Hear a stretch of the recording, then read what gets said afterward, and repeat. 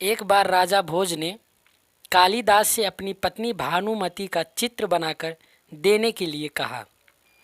कालिदास ने राजा के आदेश का पालन करते हुए चित्र बनाना प्रारंभ किया।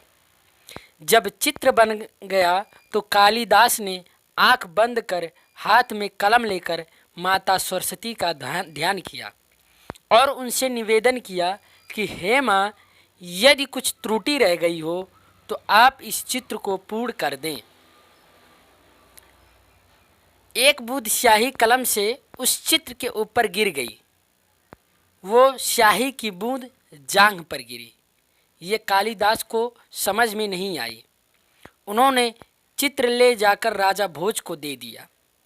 राजा भोज ने चित्र को देखा तो उन्हें जांघ पर गिरी स्याही देखकर अपने मन में कहा कि कालिदास को कैसे पता कि रानी की जांघ पर तिल का निशान है।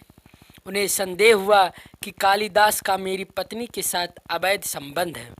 दोनों में झगड़ा हो गया और कालिदास को दरबार से निकाल दिया। लेकिन कालिदास तो अद्भुत विद्वान थे। कहते हैं, स्वदेशे पूज्यते राजा, विद्वान सर्वत्र पूज्यते।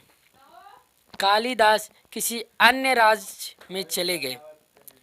कुछ समय पश्चात एक दिन राजा भोज अपने सिपाहियों के साथ शिकार खेलने जंगल में गए।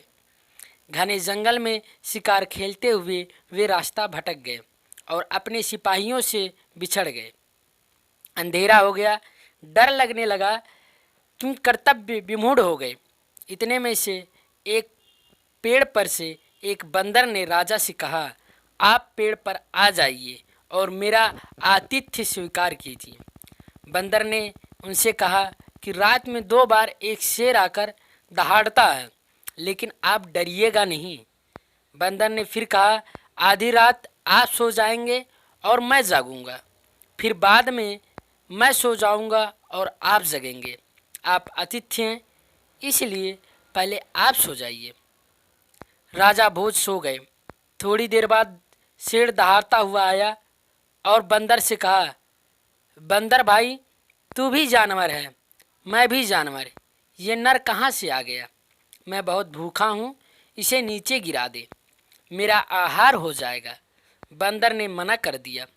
शेर चुपचाप चला गया। आधी रात बीत गई। शर्त के अनुसार अब बंदर के सोने की बारी आई। बंदर ने राजा को जगा दिया। बंदर सो गया। थोड़ी देर बाद शेर दहाड़ता हुआ फिर आया। उसने राजा भोज से कहा, आप मनुष्यों के राजा और मैं जंगल का राजा। दोस्ती राजा राजा में होती है। इस तुच्छ बंदर को आप नीचे गिरा दीजिए, मेरा आहार हो जाएगा। शेर की बात पर राजा ने बंदर को नीचे गिरा दिया, लेकिन बंदर ने उछलकर दूसरी डाली पकड़ ली और राजा से कहा, मैंने तुझे शरण दिया और तूने मेरे साथ विश्वासघात किया। अतिथि समझकर मैं तुझे छोड़ रहा हूँ, लेकिन मैं तुझे श्राप देता हूँ, तू गूंगा हो जाएगा। कोई तुझसे कुछ भी कहेगा या पूछेगा तो तू 4 ही अक्षर बोलेगा, वी से में रा। सुबह हुई। बंदर ने राजा को जंगल में सुरक्षित बाहर निकलवा दिया। राजा भोज अपने सिपाहियों से मिले। सिपाहियों ने बहुत प्रश्न पूछा, क्या हुआ, कहाँ बिछड़ गए, रात कहाँ रहे? हर प्रश्न का एक ही जवाब, बी से में रा। राजमहल में गए, कोई कुछ भी पूछता, एक ही जवाब, बी से में रा। बड़े बड़े विद्वान बुलाए गए। सबने खूब प्रयास किया, किसी को कुछ समझ में नहीं आया। आखिर में विद्वानों ने कहा कि कालिदास को बुलाया जाए, शायद वे कुछ कर पाए। कालिदास को किसी राज्य से सम्मानपूर्वक बुलाया गया। उन्होंने पूछा, क्या हुआ है? सिपाहियों ने बताया कि वन में शिकार खेलने गए थे, अचानक जंगल में भटक गए। जंगल से जब बाहर आए तभी से गूंगे हो गए। पता नहीं जंगल में क्या हुआ। कोई कुछ भी पूछता तो बस 4 अक्षर ही बोलते, बी से में रा। कालिदास ने भी राजा से पूछा, क्या हुआ? फिर वही जवाब। उन्होंने फिर आंखें बंद की और माता सरस्वती का ध्यान किया। आंखें खोलने के बाद उन्होंने सारी घटना दरबार में उपस्थित विद्वानों, सिपाहियों तथा दरबारियों से सुना दी और उन चारों अक्षरों का उन्होंने विस्तार से विश्लेषण किया तो निम्नलिखित श्लोक मिले।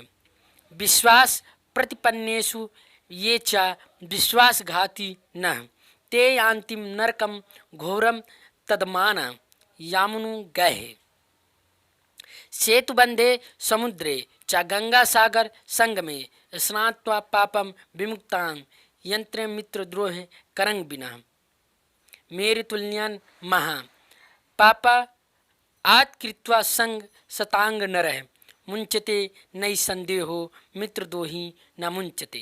राजन भो शृणु मद्वाक्यम यदि कल्याणमिच्छासि देहि दानम सुप्रभेसि तह तह श्रेयो भविष्यति। इसके पश्चात सेतुबंध रामेश्वर तथा गंगा सागर के जल से स्नान करवाकर विद्वान ब्राह्मणों को दान दक्षिणा देने के बाद राजा भोज ठीक हो गए और उनकी बाड़ी वापस आ गई। सबने कालिदास से पूछा कि आपको इस घटना के बारे में कैसे पता चला। उन्होंने उत्तर दिया, भानुमति तिलकम यथा, मतलब जैसे भानुमति के तिल के बारे में ठीक उसी तरह से मुझे राजा के बारे में पता चला।